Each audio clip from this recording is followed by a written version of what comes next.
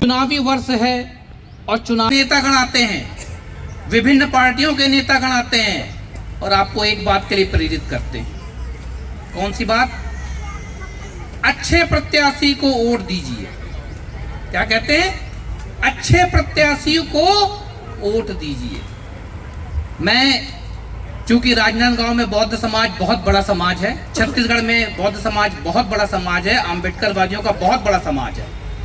मैं बौद्ध समाज से, अम्बेडकरवादियों से यही निवेदन करूंगा कि हम वोट कब तक देते रहेंगे? क्या हमें वोट मांगने का अधिकार नहीं है? देख रहे हैं समय समय पर बातें। आज भारत रत्न डॉक्टर बाबा साहेब आम्बेडकर की जयंती है। इस जयंती को पूरा संपूर्ण विश्व में मनाया जाता है। उसी भांति ये राजनांदगांव की शहर की परंपरा रही है कि ये संपूर्ण कार्यक्रम एक बौद्ध कल्याण समिति के इसमें होता है। और आज भारत संविधान निर्माता की जयंती हम लोग बड़े धूमधाम से मना रहे हैं। इस जयंती का मुख्य कार्यक्रम सिविल लाइन में होता है और विभिन्न वार्डों से सारी रैलियाँ, झांकियाँ निकालते हुए यहाँ एकत्रित होते हैं और ये कार्यक्रम मनाया जाता है। इसके साथ साथ बाबा साहब के कार्यों की गुणगान करना तो एक लंबी फहरिस्त बन जाएगी। भारत का संविधान बना करके, संविधान दे करके इस भारत को महान करने का काम यदि किसने किया है तो बाबा साहब ने किया है। भारत का संविधान बहुत ही लचीला एवं बहुत ही विश्व में प्रख्यात है।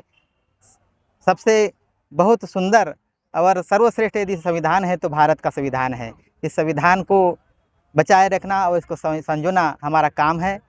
बाबा साहब कहते हैं कि इस संविधान को यदि चलाने वाले या संविधान गलत हाथों में पड़ जाएगा तो इस संविधान की कोई कीमत नहीं रहेगी, लेकिन इसी संविधान को चलाने वाले बहुत अच्छे रहेंगे और सही ढंग से चलेंगे तो सर्वांगीण विकास होगा। करने के लिए उनके द्वारा जो प्रदत्त, मैं ये समझता हूँ कि जब देश आज़ाद हुआ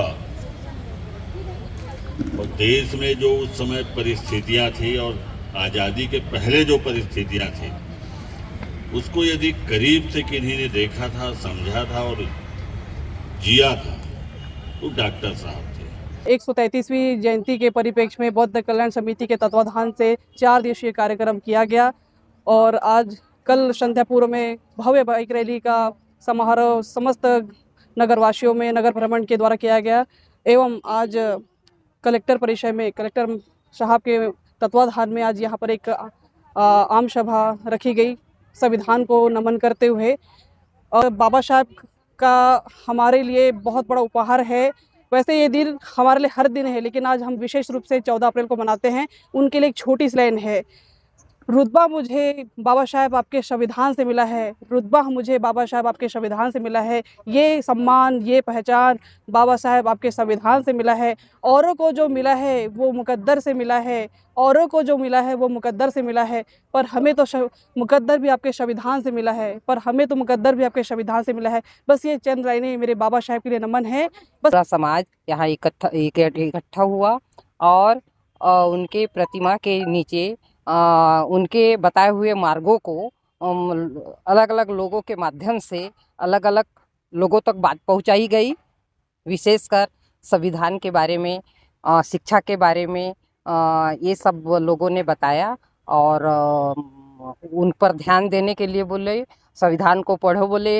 हर घर में संविधान की पुस्तकें होना चाहिए, हर घर में लाइब्रेरी होना चाहिए। लाइब्रेरी होने से छोटे छोटे बच्चे लोग छोटी छोटी बुकलेट रहेगी तो अभी से उनको बाबा साहब आम्बेडकर के बारे में शिक्षा देते रहेंगे तो ऐसा कोई चीज़ नहीं है कि उनको ज्ञान का प्रसार नहीं होगा। ये सब बातें हुई और बहुत ही हर्षोल्लास से 13 तारीख को रैली निकली, आज भी निकली। हर बौद्ध विहारों में उनके ज्ञान का प्रकाश डाला जा रहा है समाज में। और आज बाबा साहब के कारण मैं तो बहुत ही गर्व महसूस करती हूँ कि आज मेरा परिवार, उनके कारण तीनों बच्चे मेरे आज अच्छी पोस्ट में पहुँच गए हैं। बहुत ही गर्वान्वित हूँ।